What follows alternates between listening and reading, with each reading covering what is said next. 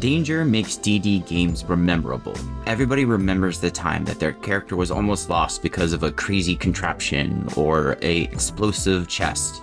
A good trap can be remembered forever, something that makes them think or something that allows your player to really shine when it comes to a physical activity.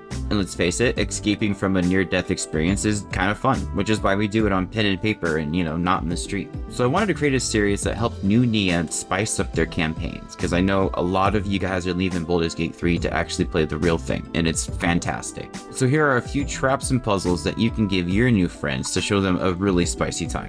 And if the damage is too high for any of these traps, remember, you can always have the damage for a lower level party. As you walk a bit farther into this chamber, you hear a small bouncing sound from the ground to your left, followed by something that sounds like the cry of a wounded animal. Suddenly, a nearby wall collapses, revealing a catapult-like contraption that carries a screaming goblin, sticky, sloppy, full of grease, carrying a torch and a bunch of vials, and it is launched at you and your party. Make a dexterity throw. So the moment two or more of your party gather into a somewhat open area, a hidden goblin scout will give a signal that sends to another goblin who is covered in grease and carrying a bunch of explosive vials to load himself into a catapult and then fire at the party. Your goblin is going to land in a 5-foot space, but it's going to affect anyone 30 feet away from where that is. They'll need to make a DC 16 dex save or suffer 8d6 fire damage, and half as much if they make it. The vials will shatter, spending more goo everywhere. Anyone, no matter if they pass or save, will have the flaming goo on them. It's going to do 3d6 fire damage unless they spend an action pulling it off. 15 feet around from where the goblin landed is going to be difficult terrain and considered slippery, so they'll need to make another dex save of 12 or they're going to fall. Now, if one of your parties is scouting ahead looking for trouble, they could notice the goblin scout with a 19 wisdom perception check, but if the goblin believes it's been seen, it will probably just alert the goblin to be fired at anyway. Now, a party member couldn't necessarily disarm this trap, but it is possible with a really well-placed shot, a creature could cause the goblin to ignite and explode before it hits them. You could roll initiative, and if that person rolls a 16 or higher, they could be able to make a ranged attack against one of the vials on the goblin. We put the AC at 18, and on a successful shot, the goblin would just explode in midair. As you walk ahead through this corridor, you take another step, followed by another one. The stone beneath your foot gives way completely, as if it was made of paper. You hear a chunk sound, followed by an angry buzzing. Dagger-like stings start peppering your thighs and knees. Make a constitution saving throw as a swarm of wasps rise from out of the ground.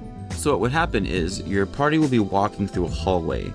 It will reveal some kind of stone-tiled trap was actually a large wasp nest, and stepping on it sends the character plunging 3 feet into the ground, where an angry wasp nest will, well, be really angry. A creature that triggers this trap must immediately take 6d4 piercing damage and succeed on a DC 15 Constitution saving throw.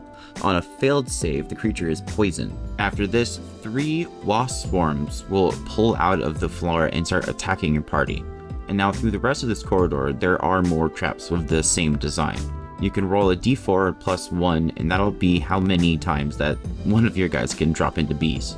Now, a creature who is looking for traps specifically could roll a investigation check, and on a DC of 16, they'll notice that some of the tiles aren't really tiles. They're some kind of material made to look like one. And if anyone in your party has a passive perception over 20, I would say that they could hear the buzzing happening underneath the floor. Now, this trap can't really be disarmed. They can only be incredibly careful while they go through the hallway, and they would get advantage for noticing the other holes after discovering the first one.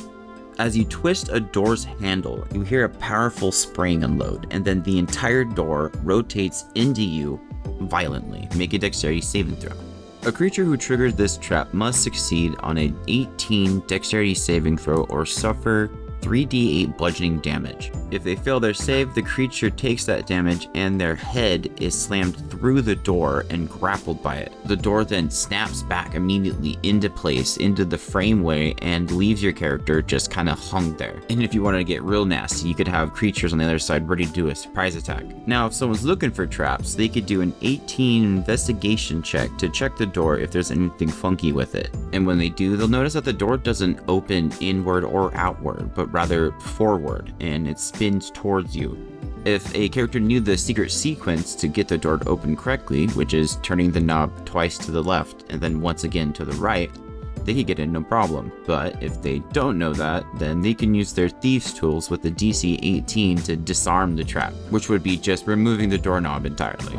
Hey, thanks for watching my video. I really appreciate everybody who watches my videos and my sponsors, but especially these guys right here. Anyone in the adventurer category or higher in the memberships get put in the ending credits, and they also get put into a raffle that pulls every Sunday. Let me know what D&D stuff you guys want to see in a future episode.